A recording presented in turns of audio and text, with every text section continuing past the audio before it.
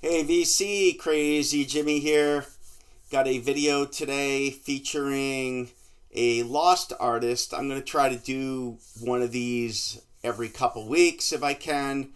These are going to be artists that are usually from the 70s. Maybe we'll do some from the 80s and 90s, but it's those tend not to be as lost. So as the early 70s artists or bands. But this particular one definitely fell through the cracks. I know for me for a while this artist did, and for a lot of you watching, I'm sure some of you are going to be like, huh? But you know what? The ones I'm going to feature, especially the one today, they tend to, you tend to find them not really in the dollar bins, but maybe in the $2 bins. So these are definitely going to be like a cheap heat series, and hopefully, some of you will pick up a new artist or two or band or two that you've never heard before. That I kind of piqued your interest on, and you went out, you checked it out, and you picked them up. So hopefully that's how this works. That's why I do this, for the love of records, the love of music. I love sharing my collection, and certainly have quite a few things in here that are considered obscure. So anyways, let's kick it right off. As always, if you like what you hear and see, please subscribe. It really does help out. Any comments are appreciated. I try to answer them all, at least with a heart. And certainly thumbs up always helps with the algorithm. So anyways, let's get rolling. Today's artist, $2 bin artist we'll call it, is none other than Andy. Now I hope I don't mispronounce this. Is it Bown or Bone? I'm sure someone's going to correct me, but I'm going to call him Andy Bown because it's Bown, but it could be Bone too, or Bowen. But there's no there's no E in between the W and the N, so we'll say Andy Bown. Andy, he had quite the career, was in the band Herd with Peter Frampton, also was in other bands as well, like Status Quo. Status Quo, he's been, off and on with them for 50 plus years, is my understanding, so pretty crazy. He's even toured with Pink Floyd. You can see him on early Pink Floyd, like 70s tours, playing the bass. So super cool. What a career.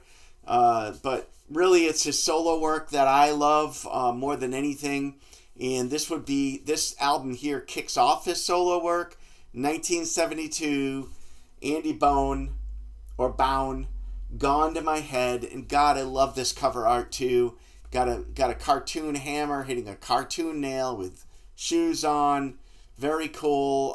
Kind of reminds me of the artwork you see up here from the Flaming Groovies a little bit. The way the shoes are drawn and so forth. But absolutely love the artwork. And there's good old Andy on the back, looking very early 70s. And it's a gatefold, so of course. There he is showing off his pearly whites or pearly yellows. And the lyrics there as well. Just a cool package. It's got a textured sleeve. These can be had for a couple bucks. And this one here is a white label promo on Mercury. Right there. Now, if you're wondering what this sounds like, I've got some standout tracks here I'm going to go through. But let me pull this one up first. This is definitely my favorite. I love his first three, but this is my favorite. And on it really starts out with a bang. A couple tracks that kind of blend in to one another. You never know. It sounds like all one track, but it's really two tracks, two different songs. It's got a nice rock glam sound, maybe a little bit of Mott the Hoople to it. So it really starts out with a nice kick. And then it rides into a minute long, a little under a minute long Beatle-esque ballad that is super breathy, really cool. And I wish it was longer, but it's okay. It kind of segues into P.S. Get Lost, which brings to mind like early Eno from Warm Jets, especially the vocals.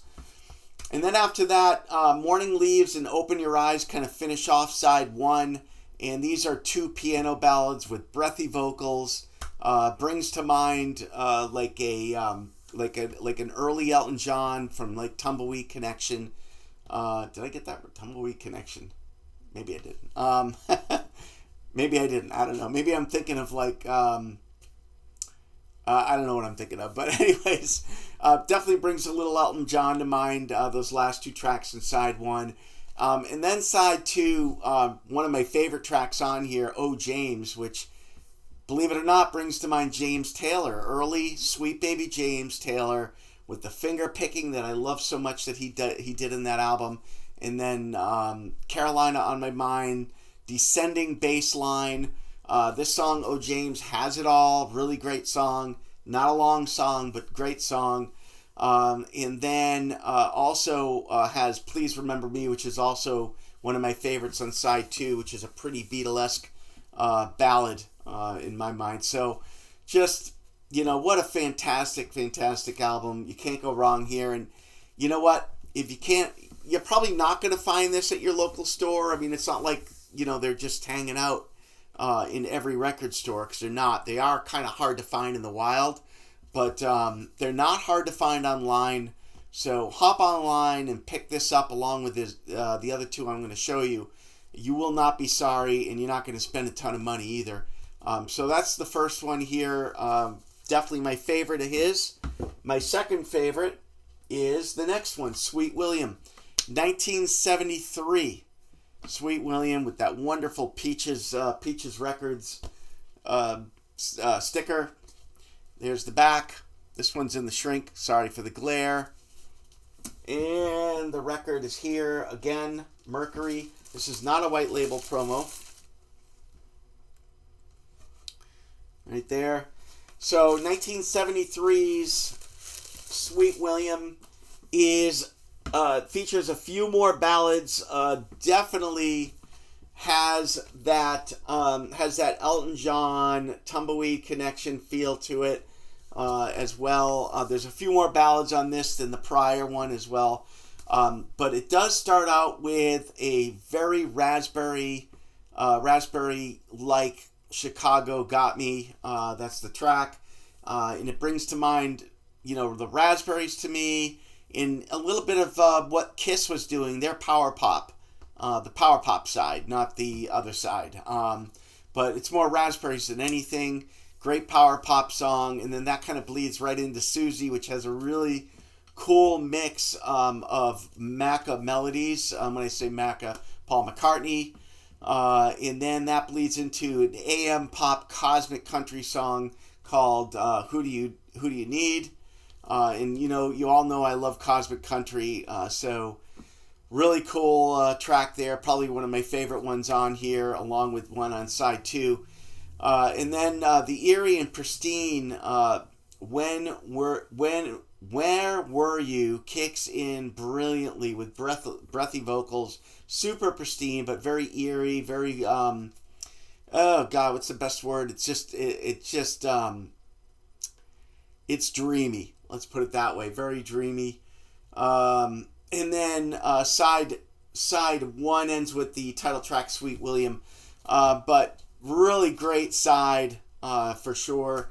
And then side two starts out pretty good as well with I'll Take You Back. And the thing with I'll Take You Back is it has a really, really good finger picking. There's good finger picking guitar throughout here. And he tends to follow that James Taylor, finger picking style, which I love. I don't know about you guys, but I love that style.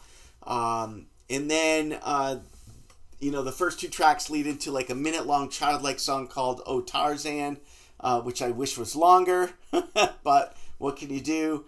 And then one of my favorite tracks on here, on side two especially, is I Won't Let You Down. And the thing about I Won't Let You Down is it's got this vibe, this Graham Nash Our House vibe. So Graham Nash wrote Our House for Crosby, Stills and Nash for their second album. I forgot, but Our House is my favorite Crosby, Stills, and Nash song, and my favorite Graham Nash written song. And I Won't Let You Down starts out just like it, has very similar piano lines, but then it twists into this real funky bridge and chorus with, you'd swear there's a clavinet in there, but there's not. It's just super funky with cool slide guitar, and then it ends with this slide guitar outro, solo guitar outro that is about a minute long, and it's so cool. I mean, you'll get up and you'll dance to it. It's that good. What a fantastic song, I Won't Let You Down. And then it ends with 8-minute long Black Windows, which is decent as well. So not as good as the first album, but Sweet William is very worthy. And again, depending on condition, anywhere from $1 to $5. If you get it sealed, it might be 10. In the shrink, it might be 8 to 10. But it depends on condition, of course. But you're not going to pay a ton for these, and it's highly, highly, highly worth it, especially if you like the artists I've mentioned. And then the last one here I have, which is the third one, Comeback Romance, All Is Forgiven, 1976. A lot of these tracks were written in 74 and 75. And this one has a very Runt-era Todd Rundgren vibe. A lot of piano-led ballads. A little bit of Andrew Gold. A little bit of Stephen Bishop from that Careless album, which is just a masterpiece in my mind. And then, of course, the Beatles, because we know Andy loved the Beatles as well.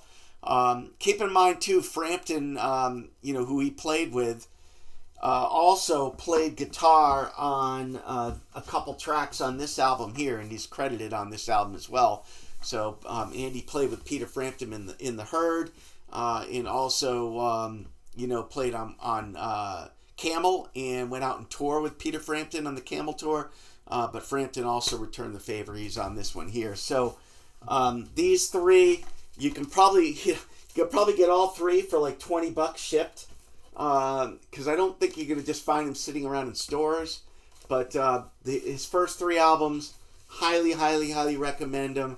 Cheap Heat, great if you love AM Gold pop and a little bit of power pop, a little bit of glam, a little bit of rock, but melodic, and a little bit of cosmic country thrown in on a couple tracks here and there. You cannot go wrong with Andy Bown or Andy Bown for sure. So definitely hit that up, and please, let me know what you think. If you've never heard any of these albums, check them out. Start with the first one and then move your way through Sweet William, and let me know what you think. If it's not your vibe, that's cool. It's not your vibe. It's not going to be everyone's vibe, but these weren't promoted very well by Mercury, and they didn't sell very well, so not too many people are going to know them, but it's never too late to get into these albums, especially from the 70s, these singer-songwriter albums from the 70s. And you know what? He wrote every single track on every single one of these albums, so there's not a single cover on these albums. So the guy was hard at work for sure. But hey, thanks for watching. Really appreciate it. I'll try to do another one of these real soon, and more to follow, so stay tuned. Thanks, everyone.